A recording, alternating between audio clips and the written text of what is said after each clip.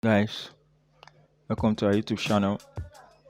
In this video, we'll be talking about Linux A to Z, everything you need to know about Linux, especially if you're a beginner, you are going to learn a lot. Alright, first, what is Linux? Linux is an operating system, just like you have Windows. There is another operating system called Linux, but since Windows is a paid operating system, that is, you have to purchase a subscription or you have to buy some rights before you can use Windows. Linux, on the other hand, is free. It is open source. And what do we mean by open source? Open source simply means a software with source code that anyone can inspect, modify, and enhance. So the source code of Linux, anyone can inspect it, can modify it, and can add some improvement that they wish. So it is open source and it is free to the public, and that's one of the reasons why Linux is so popular. And there are some other reasons why a lot of people use it as well, but this is one of them. And you might hear some other Linux OS that are not completely free. We are going to talk about that later on, but generally Linux is a free operating system and you can use it. Anyone can use it basically. So that's Linux. Let's talk about the principles of Linux. So Linux, what are the main principles? There are some key principles you need to know. I think there are 5 or so. So first is that everything in Linux is considered as a file, including your mouse, the RAM size, and everything, including the hardware, is considered as a file. So you have to know that. So which means that you can open a file that contains everything in Linux. Everything in Linux has its own file that you can access. Alright. And Linux, the second principle is that Linux contains single, as in small single programs that are coupled together to form a bigger program. Or like in Windows, where you have a group or like a body of big applications. In Linux, you have big applications, but this big applications is broken up into small single purpose programs. So you'll be hearing about dependencies. Let's say you want to install a big application now, you can't get that big application. It will be an application that will have a lot of dependencies, that means it will have a lot of parts. So that's one of the principles of Linux. The third principle is that Linux has this ability to chain programs together to form a complex operation. This is very similar to the second principles. So the small single purpose programs, Linux has this ability to chain these small single purpose programs together to form a larger and very complex programs. That's one of the principles and abilities of Linux. Fourth, Linux avoid GUI almost every time. In Linux avoids anything that will make you like click next or like drag and drop, stuff like that. Linux avoids it.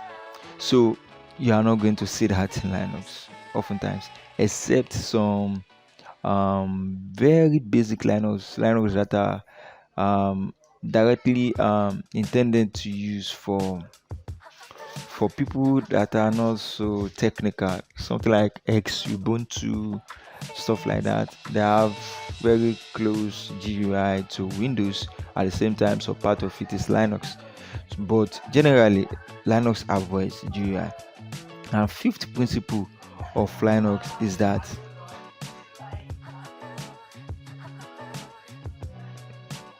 configuration data are stored as text file.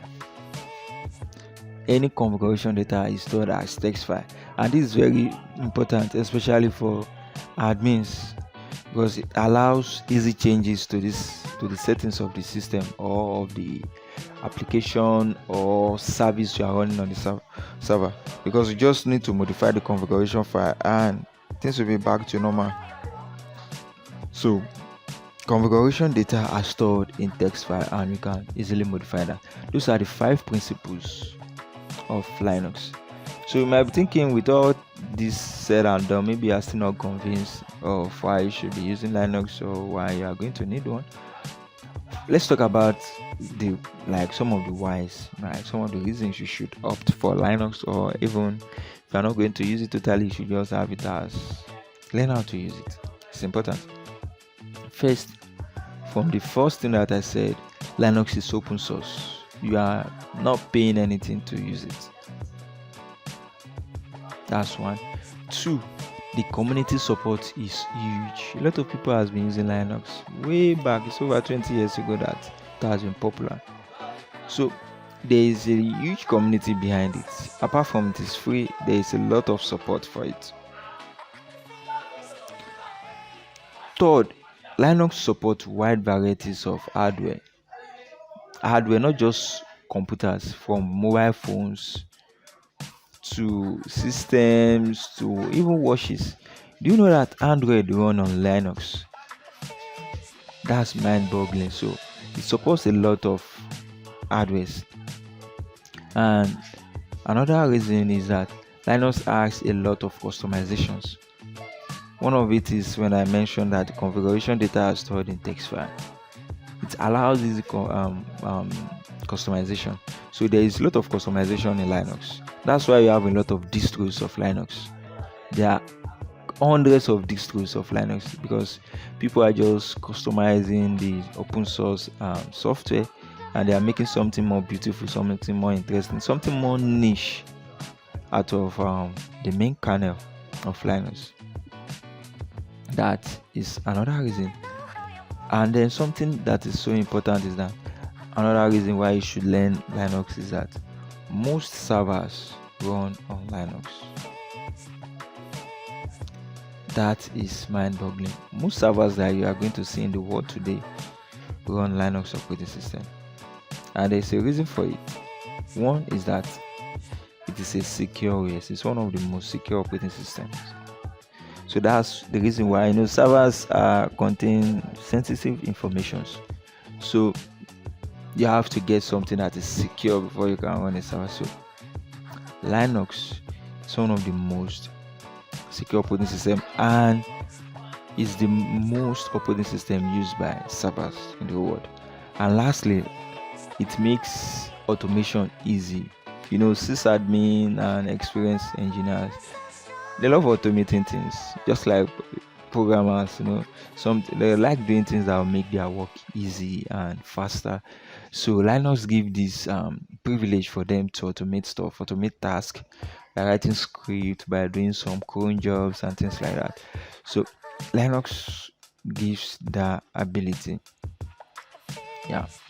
So now that's one of the that's some of the reasons why you should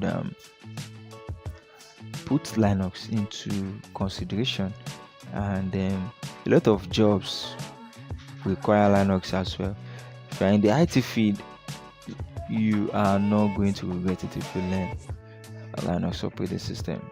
It's very handy, and it's even give you more idea about Windows and other operating systems, because you do things like it's like you're communicating to the computer like faster.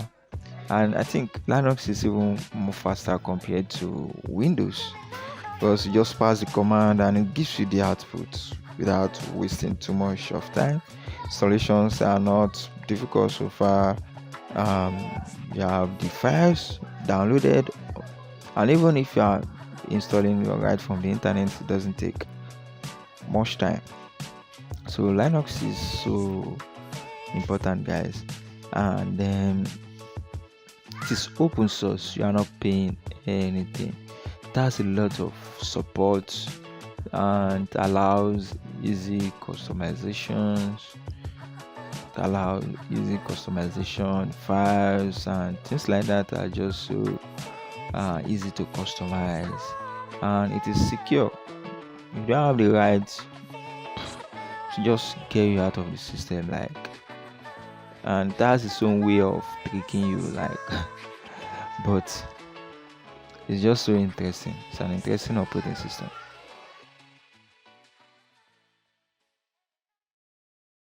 Right, Linux architecture. This simply underlines the call it the different part of Linux and how they work together. I think we'll have let's use an image to make the explanation. So so we can just Linux architecture. Let me show you with an image so you get a full idea of what it is. I think this is a good one. All right, this is a nice explanation of Linux architecture. There are like three layers. One, starting from the hardware, 1, 2, 3, 4. Can you see that? Just 4 layers. And the basic one is the hardware. So just like you have your physical RAM, your hard disk and things like that. On top of the hardware, then you have the kernel.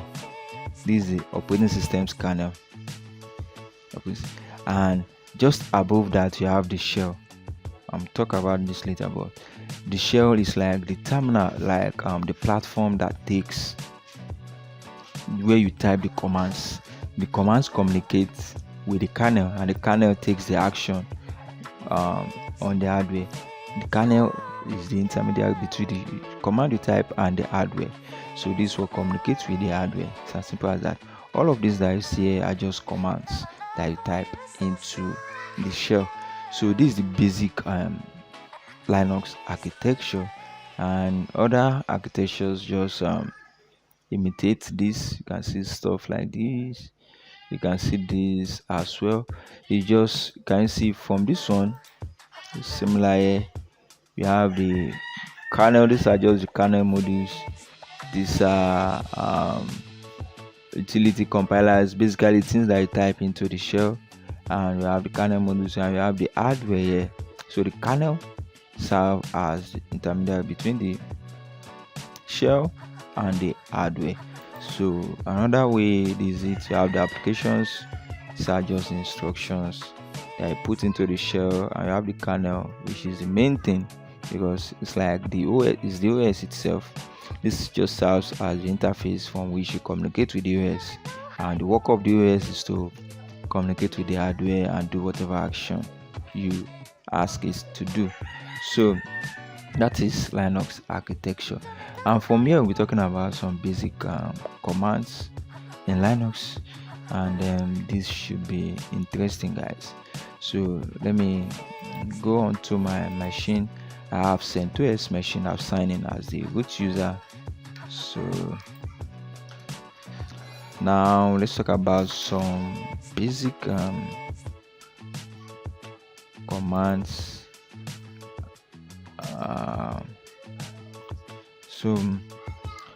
Basic commands. I think there is something else we need to talk about before the basic command, because now I told you that I'm using CentOS machine, and what exactly is CentOS? That's one of the things that should come to your mind if you're a beginner. Then it should give us the chance to talk about something else that I should have talked about around here before moving on to basic commands, and that is Linux. Different types of Linux distros. Call it distro, like just basically types of Linux. Popular ones, we have something called Ubuntu, is a type, and then basically there are two types, and under these two types we have different distros or versions. So the most common two types, we have RPM based Linux and then Debian based Linux. So RPM based Linux are just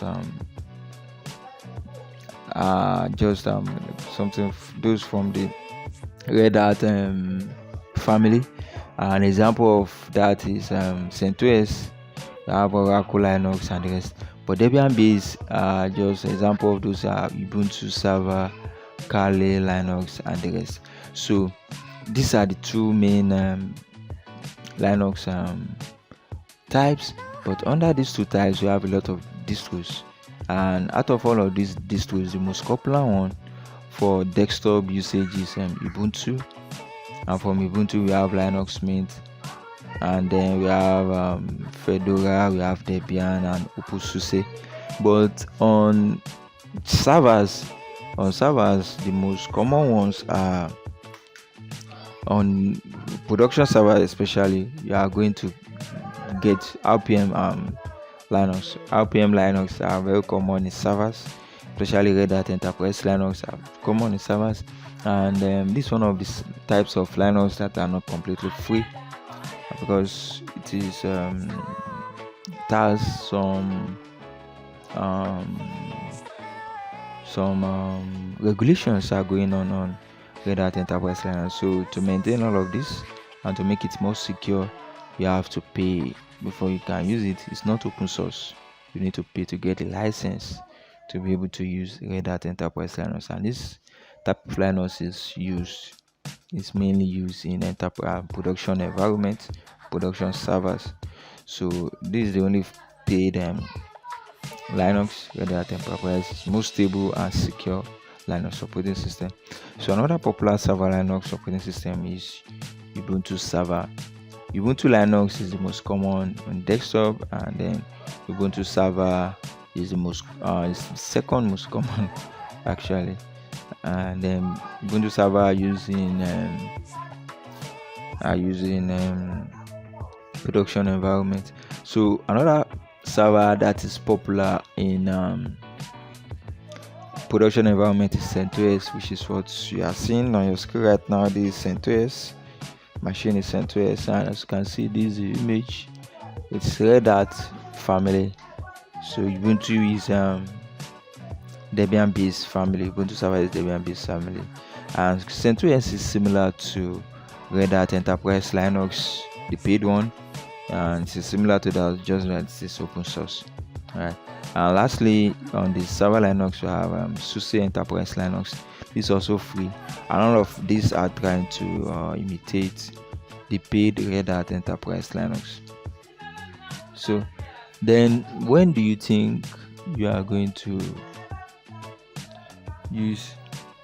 So when are you going to need these servers, or when are you going to use Wish? So I would say Red Hat are for servers due to security. So if you are in any production environment, you should go with if you are in any production environment, you should go with Red Hat servers. But for your desktop and for your automation work, you should then go with Ubuntu. For automation, for your play and testing, you should go with Ubuntu, because it has the latest libraries to perform some automation and a lot of cool stuff like that. So there are some important libraries you need to know, and this is common in all machines. There are some important libraries that you should have at the back of your mind. And then the first one that I was talking about is this, which is root. Some important directories. The root directory, this is the directory of the admin, the main admin of this, and the home directory contains every other users. So you can just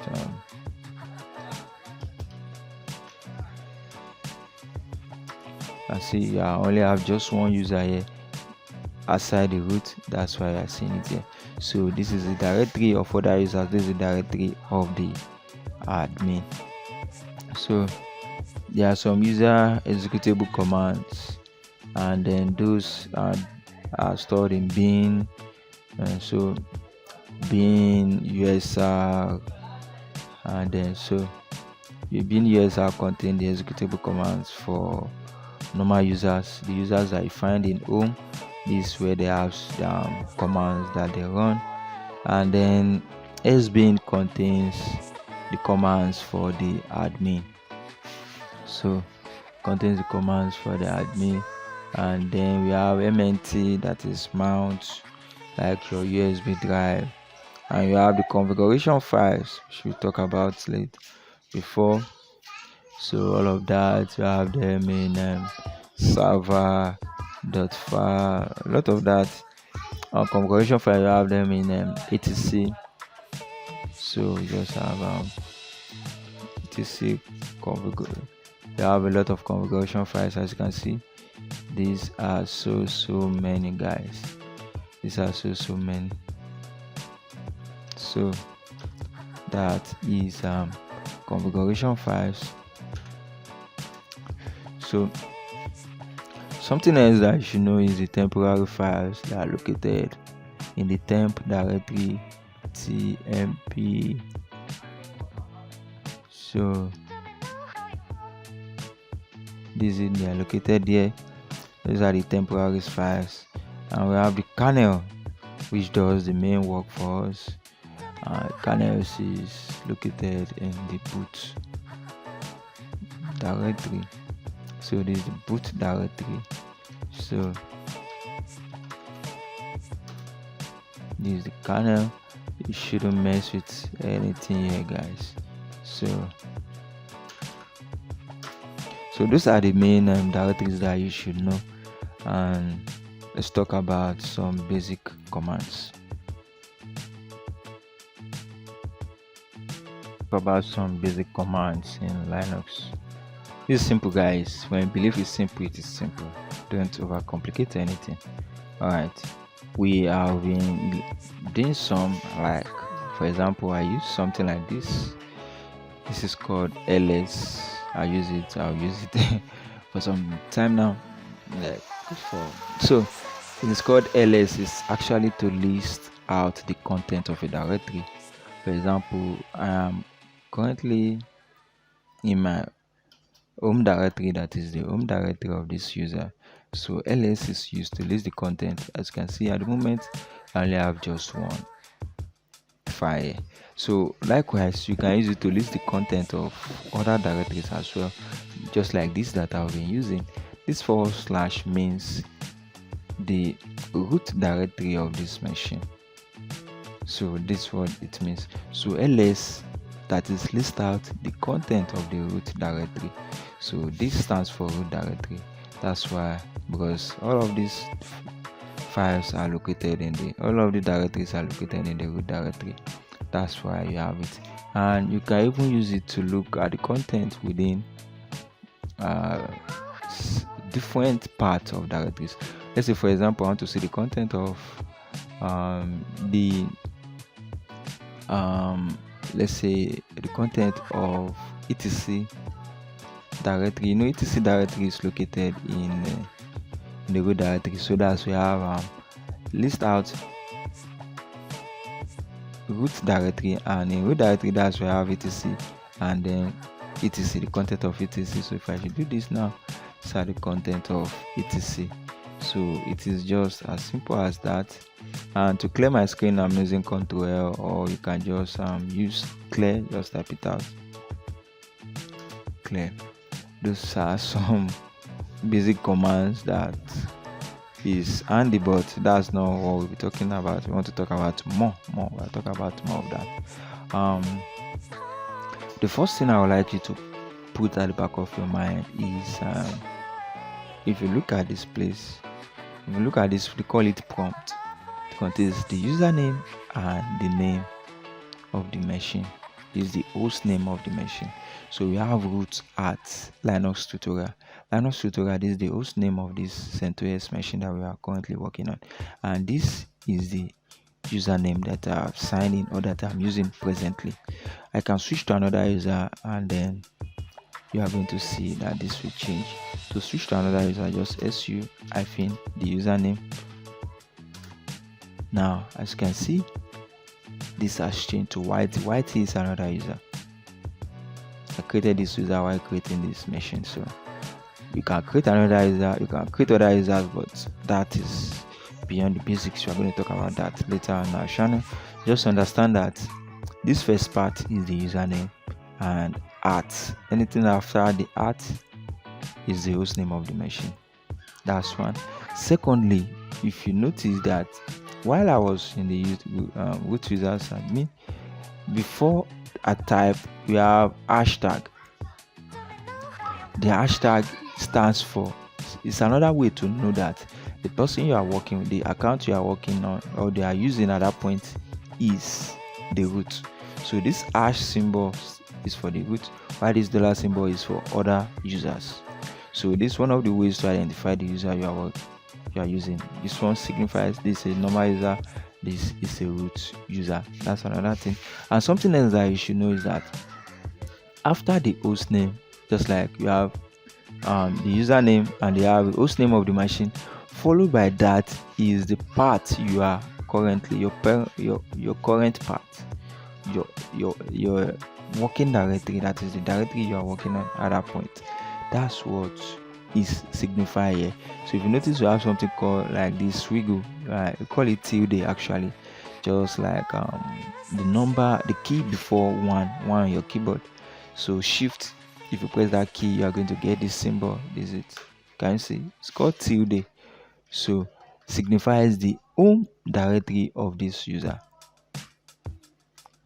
It signifies the home directory of this user.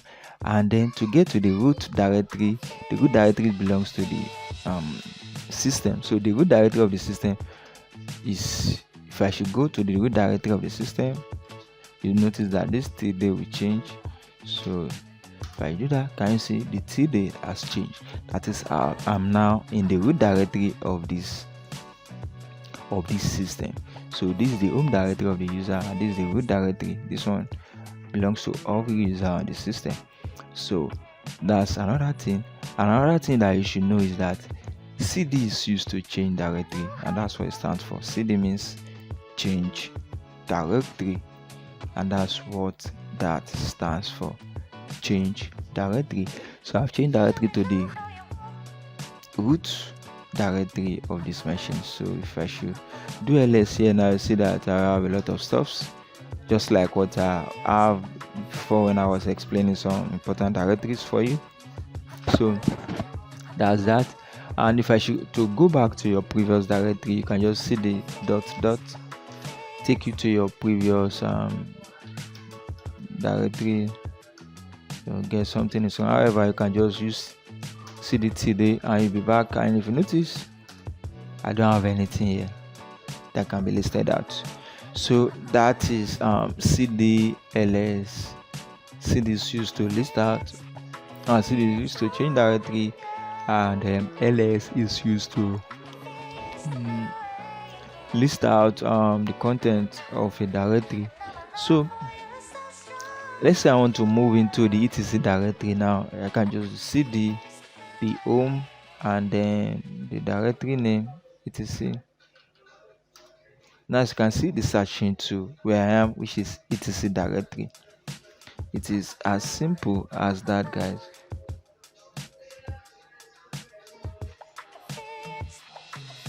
And from this directory I can also go into another directory. I can go into another directory from here also. Let's see the / let's go into the home directory, and I know in the home directory I have a user called YT, so I can just go into this guy's directory. Can you see? Which takes me back to my directory. It is as simple as that. You can travel around, you can travel very far. So from here, let's say I want to go into var directory, or first let's list out the content of the var directory. You can see we have this. Now let's just go into log. So use cd to go into directories. So now we are in log. What do we have here? So I have some stuff here as well. I think these are files, these are directories. So files are white and directories are this color, let's say purple, yeah, dark purple. All right, so this has to use cd and ls. So let's assume I want to like exit out from this user. I want to go back into my root user. I can use logout, then it take me back to the user from which I entered this. If I should do logout now, it just log me out of the system. So I can also do that. Can use logout or exit. So if I should do exit, can you see now I'm out?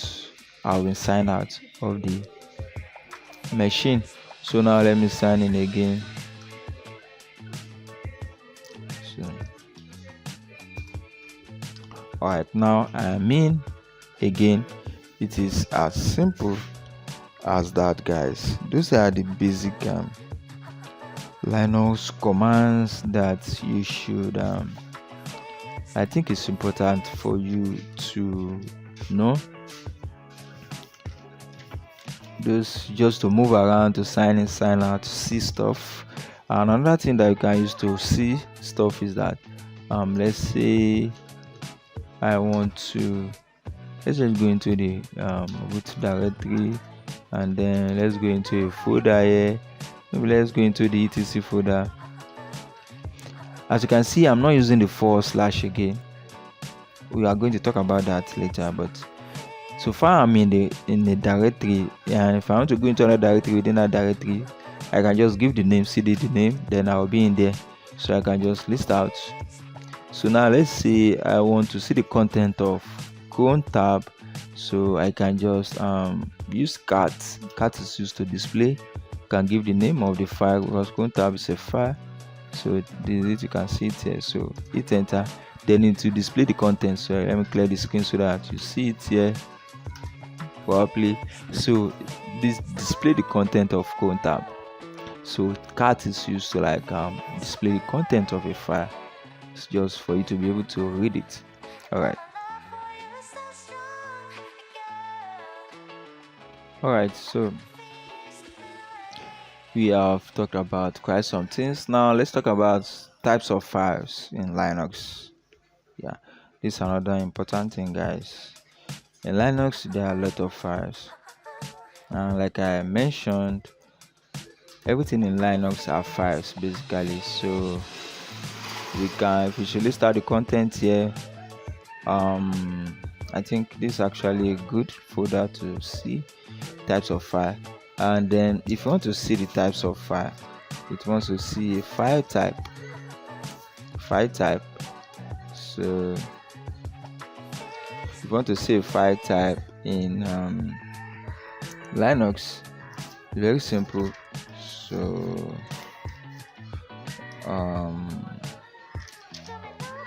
to say a file type in Linux, for example, you have a lot of files and stuff like that here, as you can see. But let's say if you do ls, just ls, you're only seeing the name and some probably color representation. You're not seeing more than that. You want to see, before you can identify the type of file, you need to see more than the name. And to do that, you use something called ls -a. Sorry, ls -la. That's what we use. You can see this will list out the content of a file for you, and then just from what you can see on the screen, I'm going to talk about a lot. Let's say, let me list out the top 10. Let's LA. This is like advanced instruction, but don't worry, just don't worry about it.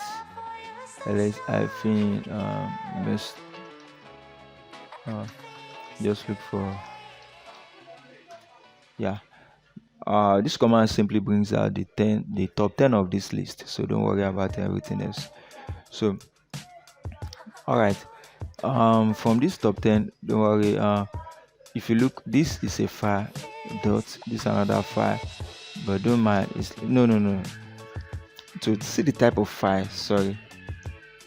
If you look at the first digit on the line, this is the first line. Aside this total 1048. From there you have this line. There will be 10 in number, because that's what this command does, brings out the top 10 of this list. So this is a pipe. In case you want to type this out, this pipe, I think it's the key beside enter, the key beside quote. All right, press shift. All right, so beside double quote rather, yeah. So this is if you notice, there is D before R. So the first digit on the line is used to identify the types of file you are dealing with. Here it says D, which signifies that this is a directory, followed by another D. So it's meant the second file is a directory. This one that you can see here signifies that it is a text file. It's a file. So it signifies it's just a regular file here. Things like text file. So you can list out what is there and stuff like that. So now let's see the content of that. It is adj at time.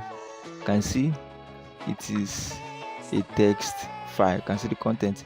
If you were to do that for dot to tell you that this is a directory, can you see?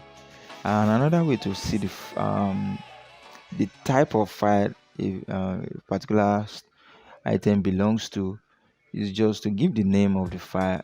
Just put file and dot. It's going to tell you, it says it's a directory.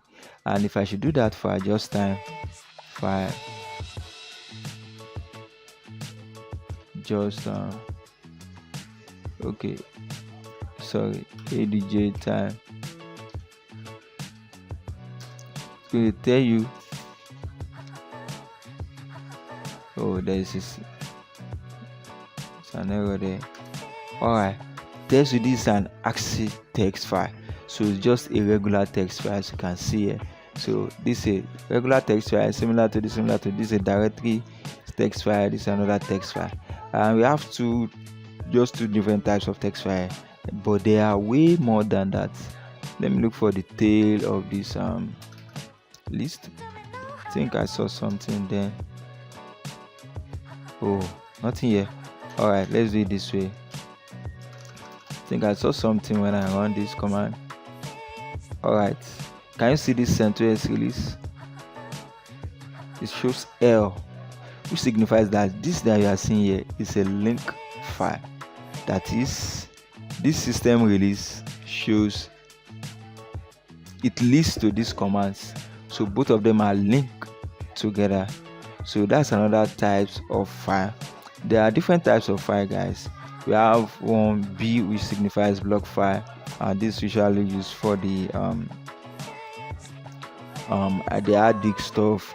So that's usually used for the hard disk stuff. We have L, which we talk about for link shortcuts. We have S, socket file for interprocess networking, and we have P for pipe. We're going to talk about pipes. Shall allow processes to communicate with each other. That's similar to what I did when I run this command. So we can have this as a file.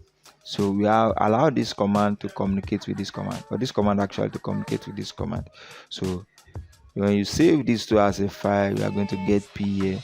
So those are the types of files, guys. So now since we have seen this, let's talk about how to create one that is a link file. How can you create a link file?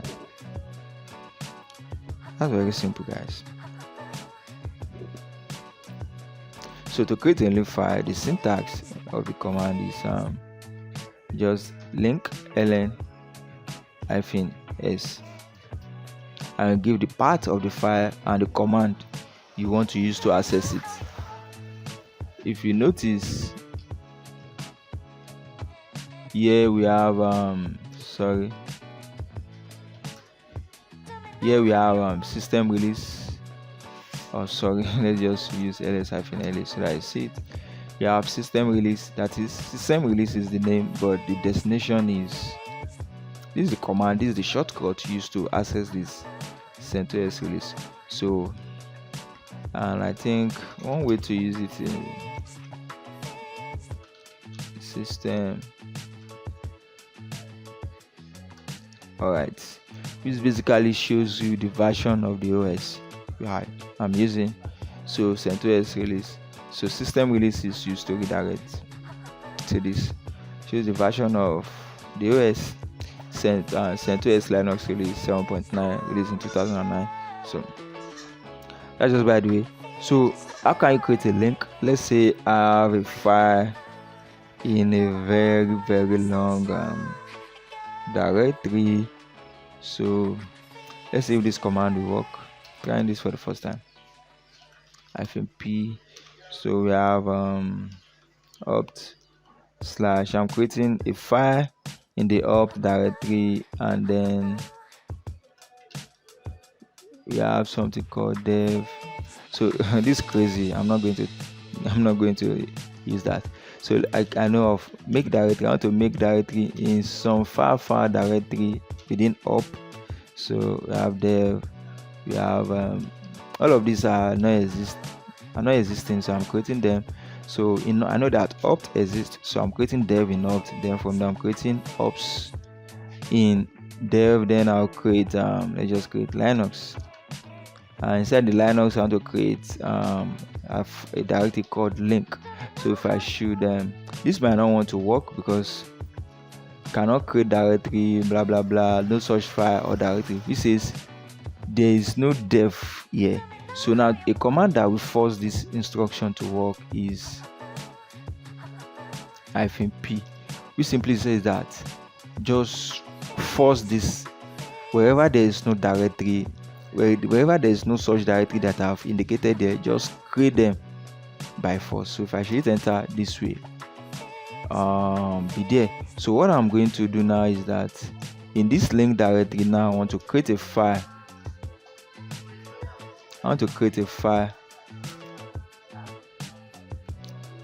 file in this directory. I want to create a file, use touch. We'll talk about all of these basic commands more later on. So I want to create a file in here. So the file, I'm going to call it text file.txt. So if I should hit enter, now we have that file, and this file might contain some information, and you might be thinking maybe next time I want to access the file, then I will have to go into opt, from opt dev, from dev to ops, from ops to Linux, from Linux to do. That takes a lot of file. That takes a lot of time, guys. So now this is one of the use cases. Of link. So what I'll just do is to link this part to a command. Then that command I'll use to access the file. And to do that is so simple. -s. Then I'll give the path name. And I use a shortcut there to copy all of this. The shortcut is alt dot, used to copy the last argument pass into a command. All of these are argument pass for this touch command. So that's just by the way that's out of the scope here. However, you can just copy it and paste it at the front of -s space the command you want to use to access the file. So if I should do just let me say cmd, or I can just say text. I should hit enter. Then this link has been created in this directory.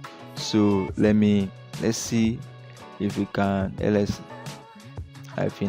Let's see content we have here. Can you see txt? As you can see, it's a link file, and this is the destination it's linked to. So if I want to access this file, I'll just call this. So let's say I want to see the content of txt, but at the moment there is nothing there. Let's say we want to edit it and then put something there. So you can just say vi.txt, and then we can just put stuff. Welcome to Linux. Alright, we are going to save this. Alright, so now let's see the content of txt. Can you see welcome to Linux. We've been able to access that file.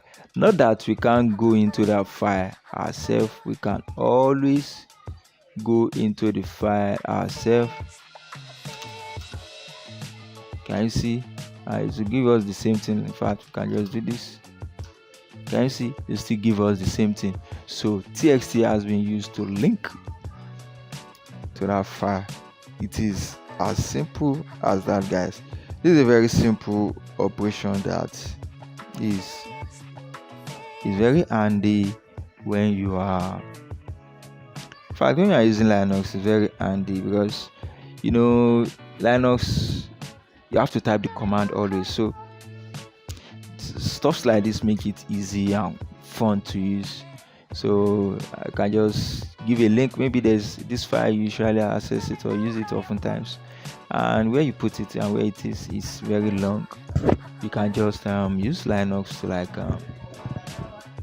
just go into it and then give a link to access it, and it will be cool. And to remove a link, another way to remove a link, another command of the stuff is to use to remove a link. Let's say I want to remove this link, I just use unlink and the name txt. So if I should hit enter and then try to see what we see here, so you can see the link is gone. The link is gone. So that's how to remove a link. Unlink, then you give the name. So that's how to remove a link, guys. So it is as simple as that, guys. So now let's talk about some file-based commands to make a file, to create a file. So that we make a directory and then we have created a file. So now we are going to talk more how to copy, how to do stuff like that.